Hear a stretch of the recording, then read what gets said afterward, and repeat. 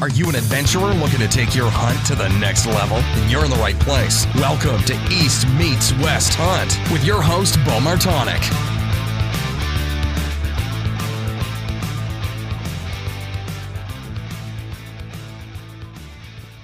All right, welcome back to day 2 of the hunt recap from Colorado. We're back at the truck after I guess it's the first full day of hunting, and I'm joined here again by my dad, Joe. Dad, how was day 2? Well, day 2 was not what we expected. We pretty much went through and did not locate any elk today. Found a lot of old sign. Covered a lot of ground.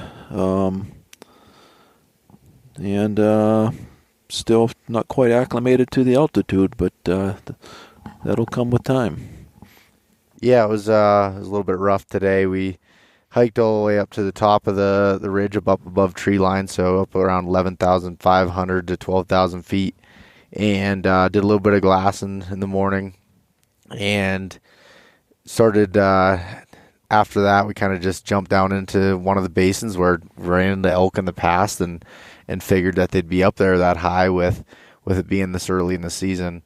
We were kind of warned by one of the biologists and another individual at the trailhead that the elk weren't up high this year because of how dry it was. It kind of pushed them down. All the grasses had burnt.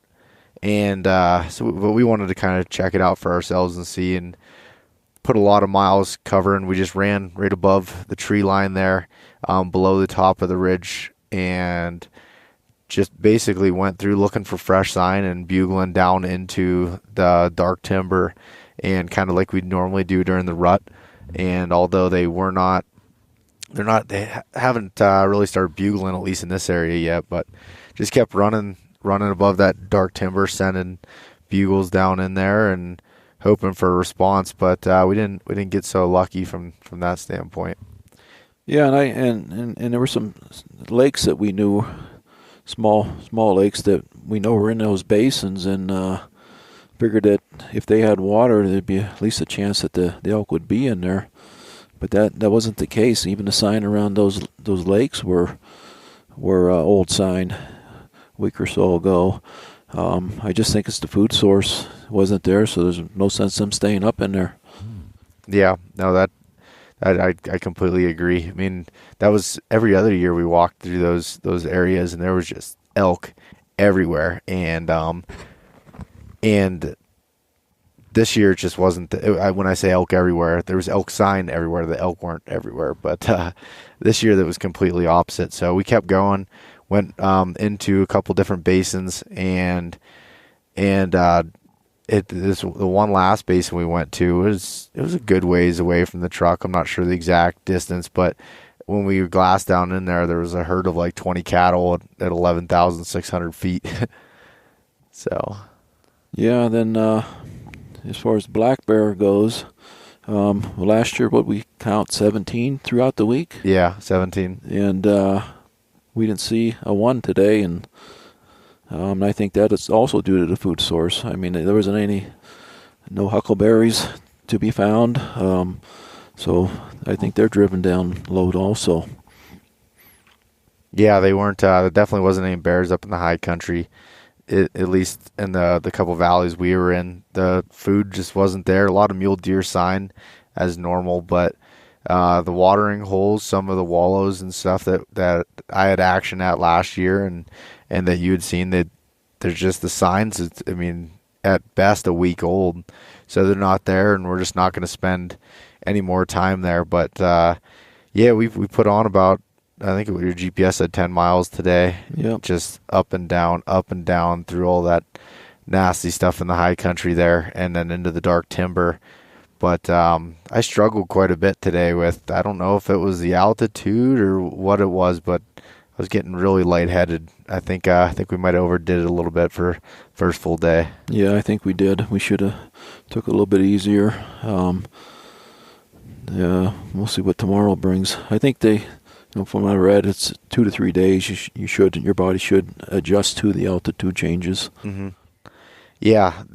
Hopefully it should change there. We've been both taking altitude pills ahead of time, following the procedures there, but I think you still need some time for your body to adjust.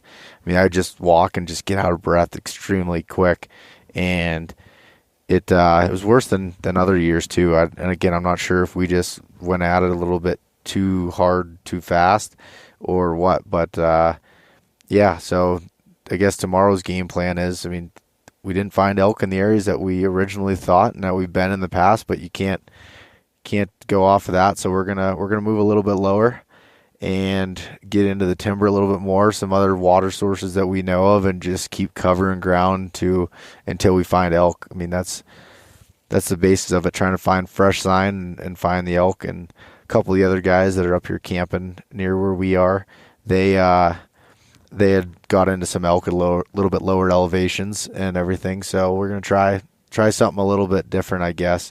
And with that being said, I mean, most likely we'll be truck camping here until we can find out where the elk are. There's no use in packing all our gear up over the mountain and realizing that they're not there. So no, in our conversation this morning walking up the mountain was maybe we'd come in early and pack up and take all the camping stuff up tonight and be set for tomorrow, and by the end of the day all that changed. Yeah, that changed quickly. Yeah, I was pretty certain we were going to find elk up high somewhere. I mean, we didn't run into another hunter all day. I mean, we were the only ones in there, and we were the only ones, not even elk. So hopefully, bear. There was some cattle up there. But as you said yesterday, for me buying that bear tag, that was basically our bear spray. So yeah, a little bit expensive bear spray, but yeah, if we didn't buy it, we'd have bears all around us.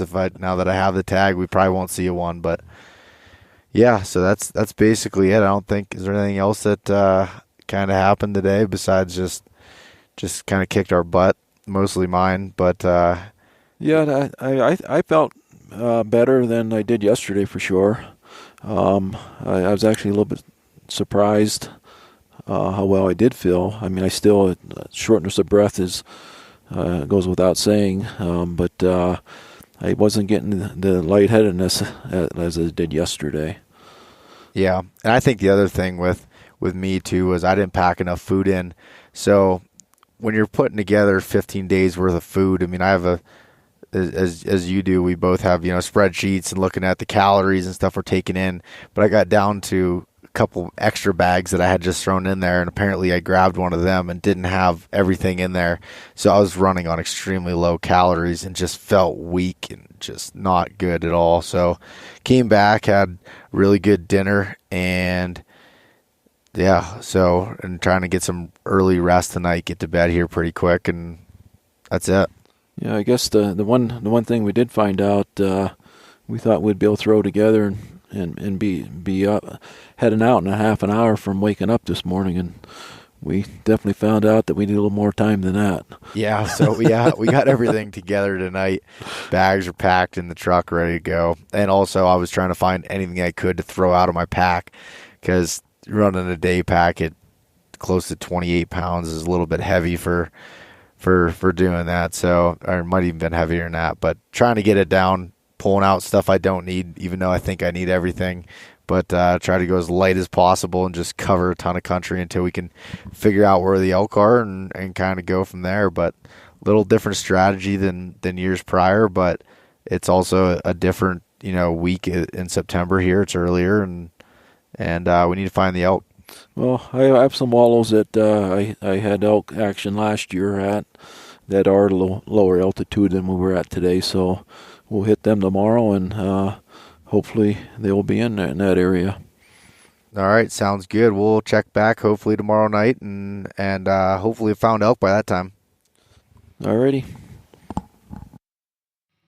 Thanks so much for listening to this episode of East Meets West Hunt with your host, Beau Martonik. For more great content and to stay up to date, visit eastmeetswesthunt.com, Facebook at East Meets West Outdoors, and Instagram at East Meets West Hunt. If you enjoyed today's episode, please review and subscribe, and we'll catch you next time.